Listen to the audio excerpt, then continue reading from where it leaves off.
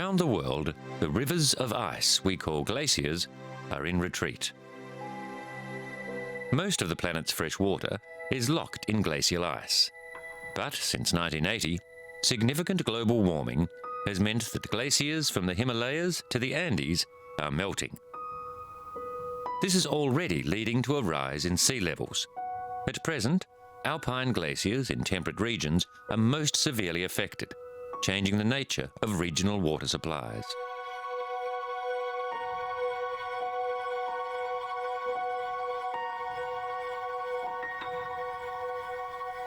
Island nations in the Pacific are suffering from a rising ocean, with gardens contaminated by salt and houses threatened by storm surges.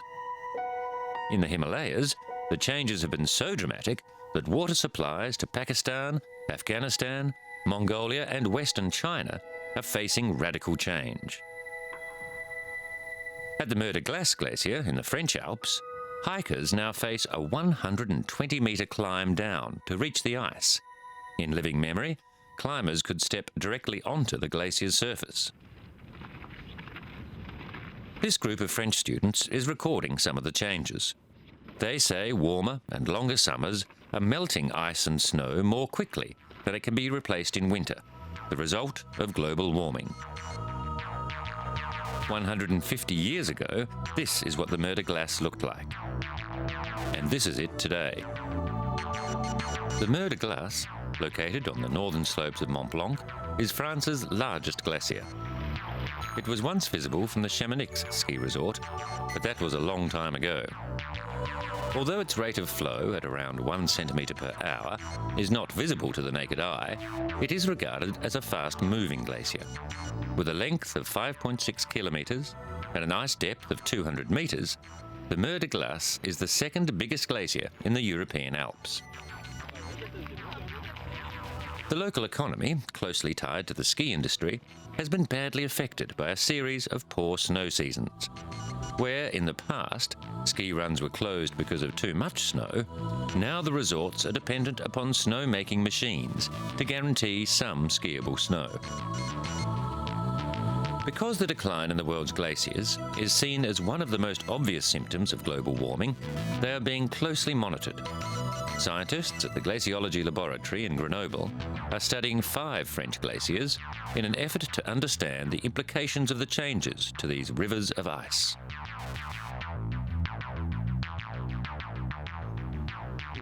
Glaciologist Christian Vincent says the balance has changed, with warmer summer temperatures leading to increased rates of melting.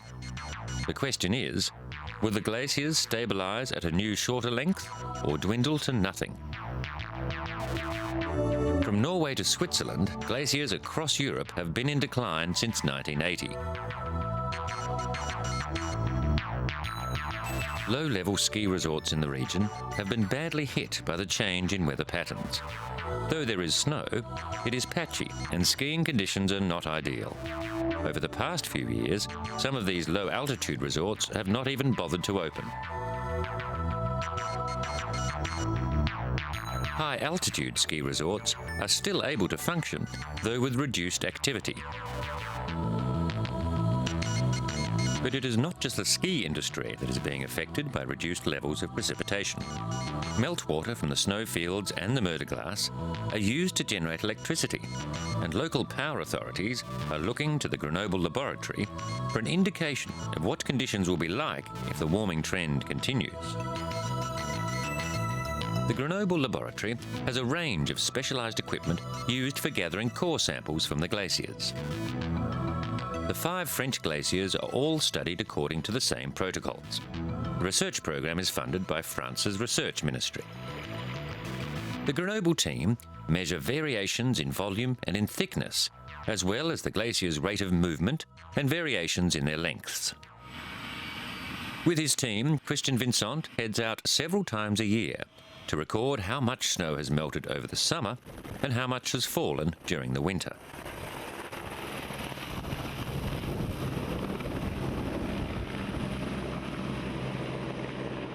The data collected will form part of a series of observations that goes back, in some cases, as far as 100 years. The measurements allow the team to assess the glacier's health and at the same time give an indication of climate change.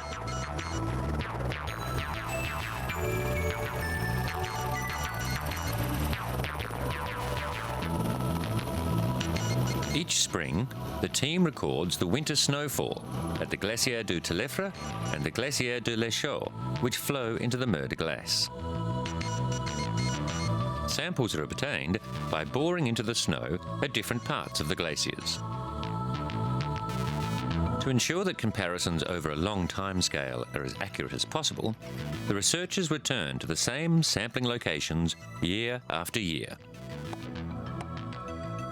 These observations have been made for the past 50 years, building up a clear picture of the evolution of climate over the recent past.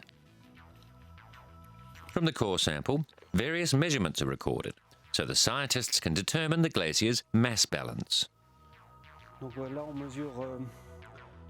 It is becoming clear that climate change is responsible for causing variations in both temperature and snowfall, which in turn affects the mass balance.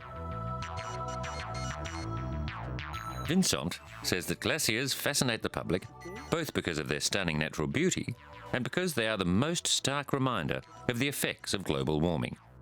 Their decline is obvious to those who have been living near the glaciers over the past few decades. In March 2008, the United Nations Environment Programme published a study which found that glaciers are shrinking at record rates, and many could disappear within decades. Scientists measuring the health of almost 30 glaciers around the world found that ice loss reached record levels in 2006. On average, the glaciers shrank by 1.5 metres in 2006, the most recent year for which data is available. The most severe loss was recorded at Norway's Bredel-Blikbræ Glacier, which shrank 3 metres in 2006, while Chile's Aquaranorte Glacier was the only one to grow slightly thicker. The study was based on the findings of the World Glacier Monitoring Service, a Zurich-based body. Glaciologist Christian Vincent estimates that if temperatures continue to trend towards a rise of 3 degrees Celsius by the year 2100, glaciers below 3,400 metres will disappear within several decades.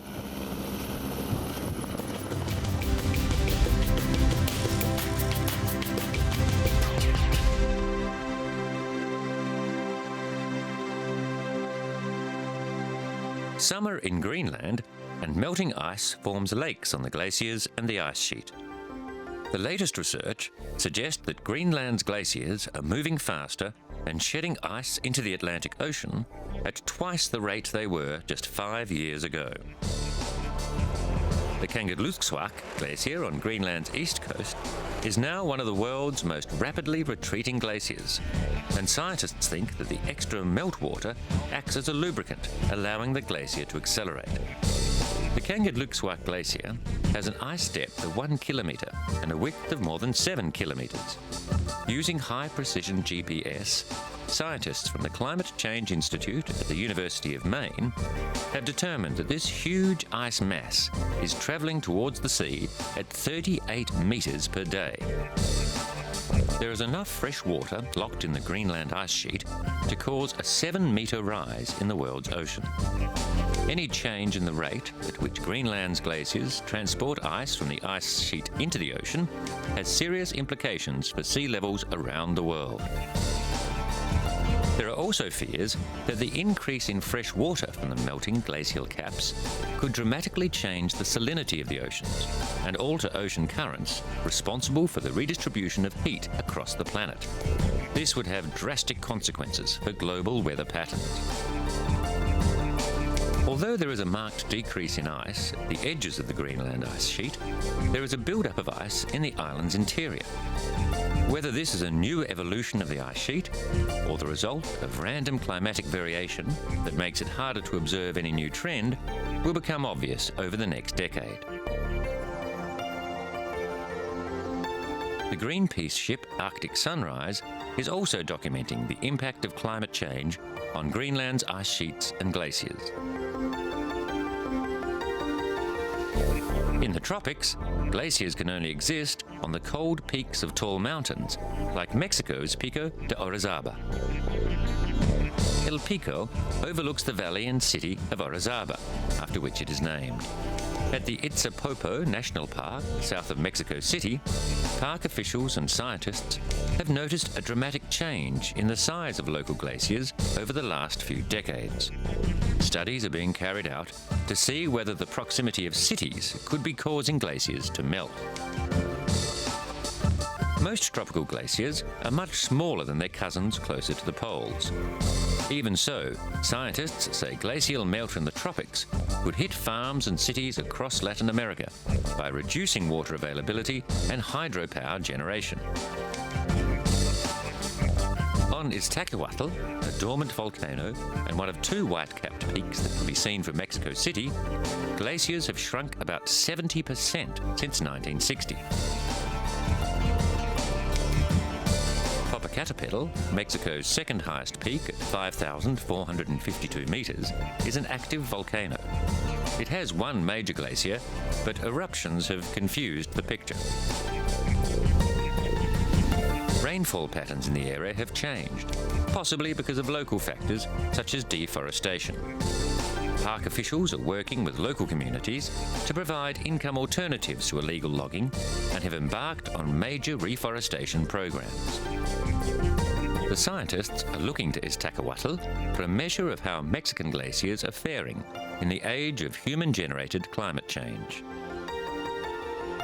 The size of glaciers isn't generally measured in length, since that will vary rapidly according to the amount of snowfall. They are measured by their depth and their ice mass. The largest glaciers on Iztaccíhuatl are about 80 metres thick, and in the past 15 years, some have reduced by 20 to 30 metres, according to the park's own measurements. But the reduction varies on different parts of the mountain. Because of the melting, streams fed by glaciers are at present continuing to flow well. But without replenishment of the mountain ice, these waters will soon fail. If these vital streams stop flowing, the vast area that relies upon their waters will quickly be thrown into drought. Southeast of Pico de Orizaba is one of the world's premier radio telescopes. The area is a scientific hotspot, with other researchers focusing on the high mountains and their ice flows. Guillermo Ontiveros is a glaciologist. He is planning a comparative study between glaciers on El Pico and Iztaccíhuatl. He suspects that the closeness of cities is affecting the disappearance of the glaciers. In Bolivia, the Chacaltaya Glacier above La Paz looks like it would disappear within 12 months, provoking mass water, food and electricity shortages. People here also rely on glacial meltwater, but the infrastructure is more informal. Agriculture relies on groundwater drawn from wells. In the city, large areas also draw their own water, with wells forming a major part of La Paz's water supply. On the outskirts of La Paz, in the underprivileged area of El Alto, running water is regarded as a luxury. Here, Julio Mamani has 6 children and a wife. All of them rely on water from a hand-dug well. All the water comes from the nearby mountains. Julio's family realise that the water situation is changing and that soon the region could be plunged into crisis. Water is needed to drink, to wash in and for cooking. Without it, they cannot live. Most of El Alto's 80,000 residents don't even have a well. They rely on a nearby stream running down from the Chacaltaya mountain. That stream and the groundwater that Julio's family relies on could soon dry up because the glaciers on the Chacaltaya are disappearing. 10 years ago, the 5,600-metre-high monolith used to be dominated by its glacier, making it a popular destination for cold weather adventurers. Now, the glacier has receded dramatically. The snowline has receded so far already that a once popular ski resort has been completely shut down. There simply is never enough snow, and the Chacaltaya Glacier is melting faster than it can replenish itself.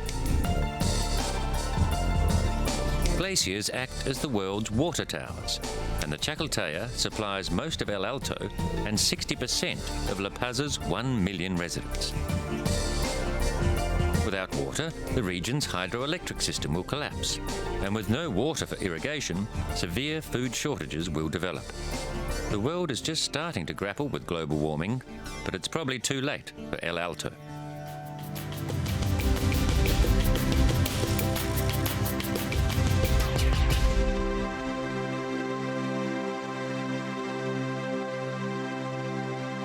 Argentina's South Patagonian icefield is the world's third largest expanse of continental ice, after Greenland and Antarctica. Experts from the Argentine government science agency CONICET reported that the Viedma Glacier, located in Argentina's southern Santa Cruz province, has retreated 1 kilometre in length since 1930. Greenpeace has mounted a campaign against global warming centred on the find, which follows on from similar reports of mass losses in the nearby Uppsala Glacier. Both the Viedma and the Uppsala glaciers are part of the South Patagonian icefield, and scientists warn that the melt is going on not only in these large fronts, but across the field. The South Patagonian icefield has 45 major glaciers. Further north in Argentina, on the shores of Lake Naguiliapi, live some of the world's most ancient trees. Called alerces, they are incredibly slow growing, and they can live for over 2,000 years, reaching heights of more than 50 metres. Researchers from across the world come to study the alerces. They hold clues about the Earth's past temperatures and have been important to conclusions on climate change. These trees are amongst the oldest living things on Earth. Like all trees, alerces form a new layer of wood under their bark every year. So samples of the trees, taken straight through the core, allow researchers to gauge what the weather was like in each year of the tree's life. Argentine geoscientist Ricardo Villalba was one of the contributing authors to the Nobel Prize-winning United Nations Climate Change Report. He studies the growth rings of the alerces, and here is taking a sample from an 800-year-old specimen. They reveal that in some sectors of Patagonia, the year 1998 was the hottest in the last 400 years, and there are marked tendencies that have occurred over the last few decades that have no precedent in the last 400 or 500 years. Back at the nearby Puerto Bles Biological Research Station, Villalba has been able to compare those results with other leading scientists. And this is the Evidence from tree rings is what scientists call proxy data, meaning they know the data is not exact, but if it agrees with other proxy data, it can be used to make real conclusions. They are sympathetic. Ice cores and evidence of glacial retreat in the same region have all added to the data from Villalba's tree rings. The scientists have also been able to use their proxy data to test computer models used for predicting climate changes in the future. The tree rings show that the temperatures during the 20th century were anomalously warm across the southern Andes. At their worst, mean temperatures over the last century went up 0.86 of a degree Celsius when compared to temperatures in the previous 260 years. When the work is completed, it will provide a new source of data currently only available from ice core samples, ocean sediments, and ancient pollen samples. That will help scientists develop a clearer picture of long-term climate change, going back far beyond all human records, which only started in 1856, when the British Meteorological Society began collecting records. Norway's Brilvi River, fed by the Nigadsbreen Glacier, was one of the challenges in a week of kayaking extremes.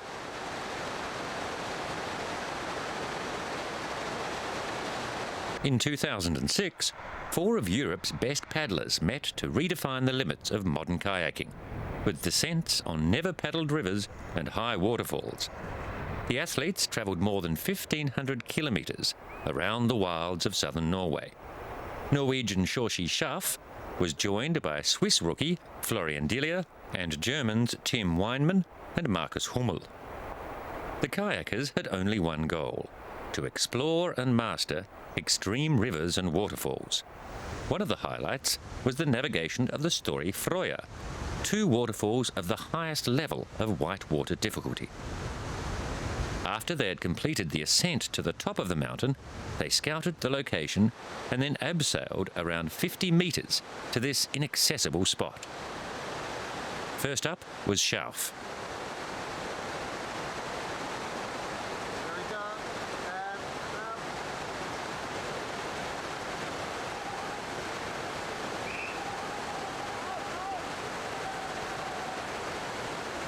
No difficulty with the 5-metre waterfall.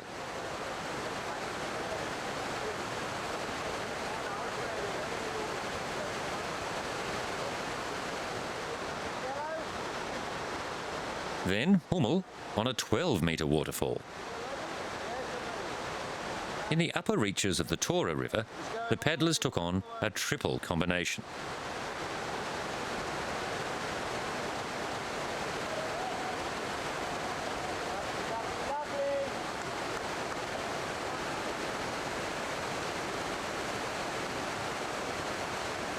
Not every move went according to plan, but Shorshi Schaff's experience ensured he came away unscathed.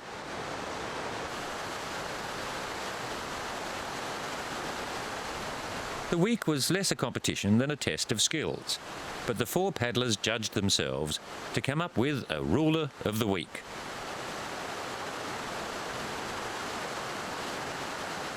The waters near the Niggedsbreen Glacier had never before been challenged.